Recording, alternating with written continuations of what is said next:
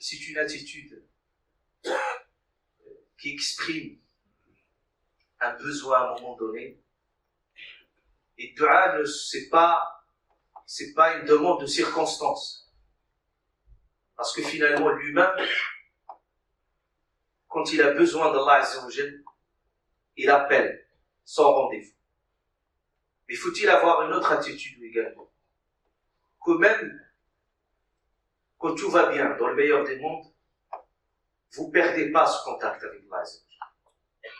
Ta'arraf ala Allah fi ar-raha, quand tu sois attentif à lui, dans ces moments d'aisance, il te donne davantage. Parce que rien qu'un dua, qu'un signe de reconnaissance, de remerciement à Allah Azza wa Jalla, Allah Ta'ala fortifie ce que tu as.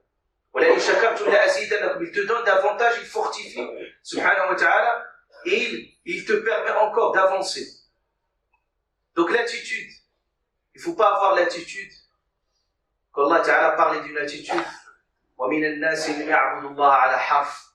et des gens qui sont dans un rapport très fragile avec Allah Azza wa Jalla, à peine dans une fragilité au point, in asaba ou khayr, c'est un bien, quand il arrive un bien, ben ça lui fait plaisir que tout va bien. Et quand un mal l'atteint, il est mécontent. Il est mécontent. Et l'humain, Allah Ta'ala en parle. Wa idha massa al-insana ad-durr, c'est-à-dire quand tu lui arrives un mal, da'ana li janbihi aw qa'idan aw qa'id. Il invoque Dieu dans toute situation là. Debout, assis, n'importe quelle situation là, il a besoin de ce.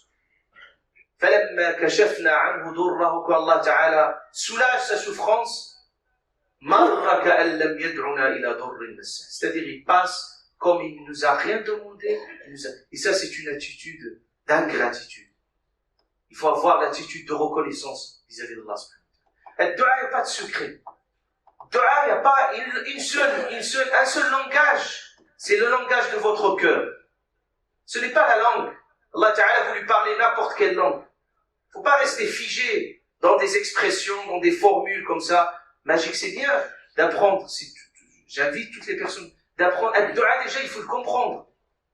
Quand vous avez les duas du prophète, les duas qu'Allah Ta'ala nous a parlé de l'Anbiya, c'est une philosophie vraiment éducative, d'une profondeur spirituelle, vous n'imaginez pas. Prenez ces duas, méditez, prenez chaque mot, embrassez chaque mot de c'est incroyable. Mais ce qui compte également, c'est vos besoins.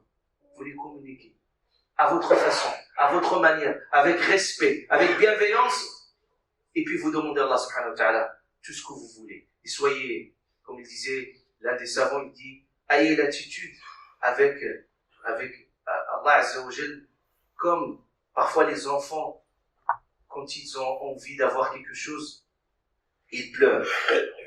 Il pleure, il insiste, jusqu'au le parent cède et lui donne ce qu'il veut. Par transposition, toujours avec prudence, dire que avec Allah subhanahu wa ta'ala, il faut avoir cette attitude de lui demander. Et Allah subhanahu wa ta'ala vous donnera subhanahu wa ta'ala ce que vous voulez. Mais il vous donnera au moment où il veut. C'est pas au moment que vous voulez. Donc il ne faut pas se précipiter. Il faut attendre. Il faut faire preuve de patience, de persévérance. Et sachez que votre dua n'est jamais perdu. Et comme je disais cette parole d'un sage, il dit, si il t'inspire à dua, ça veut dire qu'il veut te donner. S'il t'inspire, il te met dans une situation où tu es là pour lui demander sincèrement, c'est qu'il a, subhanahu wa ta'ala, décidé de te donner. Mais il veut te mettre dans les conditions pour te donner. C'est ça ce qu'il faut avoir et l'attitude qu'il faut avoir avec Allah Azza wa Jal pour mériter réellement ce qu'il nous donne, subhanahu wa ta'ala. أقول ما سمعتم واستغفر الله ولكم جميع المسلمين فاستغفروه.